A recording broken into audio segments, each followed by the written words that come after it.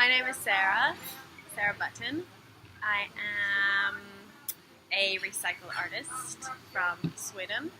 I'm half South African, so I'm not fully Swedish, just to disclaim that. And I surf, I make things, I travel, I adventure, I love, I eat lots of vegan food.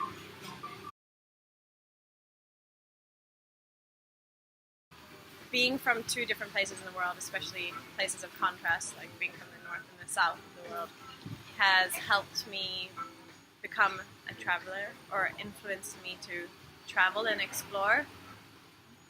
And also, since I was a baby, my parents have been traveling around, so it has given me a love for travel early on, and also a perspective that there are different cultures and different systems in the world and different places to see.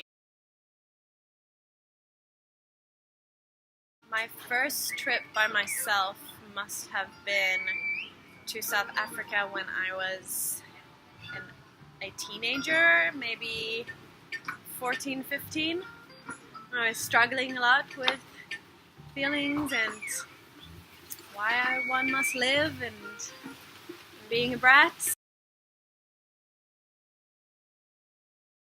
By traveling by myself at that age, I found distance from parents and home, and was able to maybe find more of myself because I could be uncensored.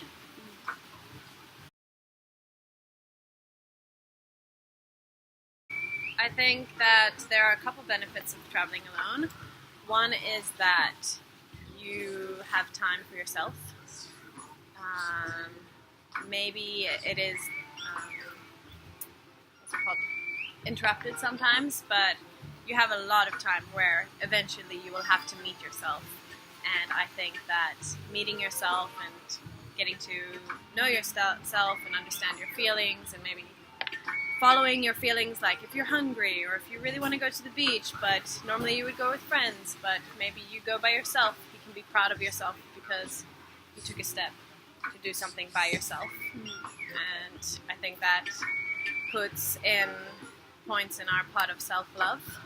And also, traveling alone means that you're more open to meet new people, and you don't have to fight with anyone or take care of someone when they're grumpy or hungry, or I don't know, sacrifice things that you want to do because someone else wants to do something else.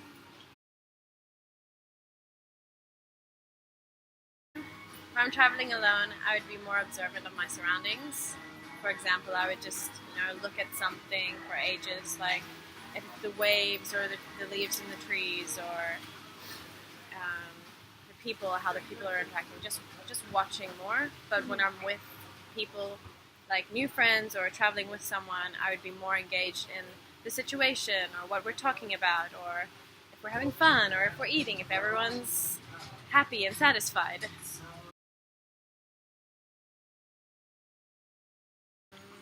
I think you can meet people when you're traveling alone by being in the same coupe on a train. You say coupe? Coupe? Carriage? Carriage.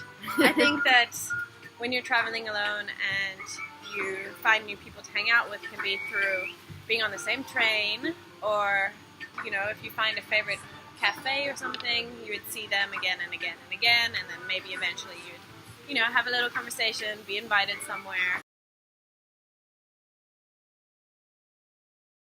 Traveling alone makes you more approachable, and that's definitely something, like, maybe you as a solo traveler, you try to connect, but also being a solo traveler, other people try to connect with you because you are alone. So for this trip, I really needed to travel alone and break free from a lifestyle that I loved, a city that I loved, and an environment that I loved, but I needed to break free because there was no time for me. Like, in the end of the day, maybe I had half an hour for my own thoughts, and when you are that overloaded or that stressed, you need more time. And I think breaking free from all of that and taking time for me, even in such a extreme way, has really helped me clear my mind. And I'm still doing it some days. Like, even if I love to hang out with people, I do take the time to be by myself, because I know that I need to process a lot of things and figure out what I want to do and where I should go and what's next.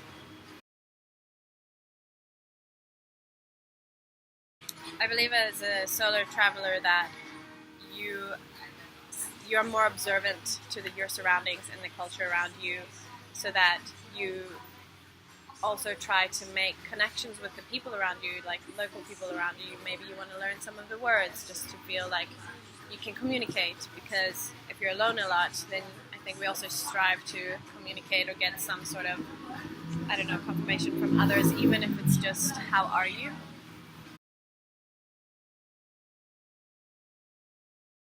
I'm not really afraid to travel by myself, but there are things I am afraid of by being alone. Like, things that happen everywhere, like being attacked or robbed or raped or things like that, or drugged or whatever. But, you have to be street smart. And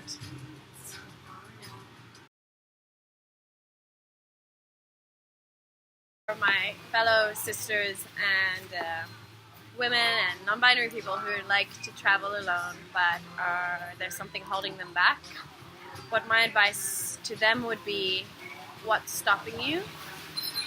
And then try to figure out the source of, what is stopping them from fulfilling a dream or pushing themselves out of their comfort zone, because traveling alone is such a great experience, and I think it's healthy. I think we need it. I think we need to, push ourselves sometimes out of a nest so that we can grow.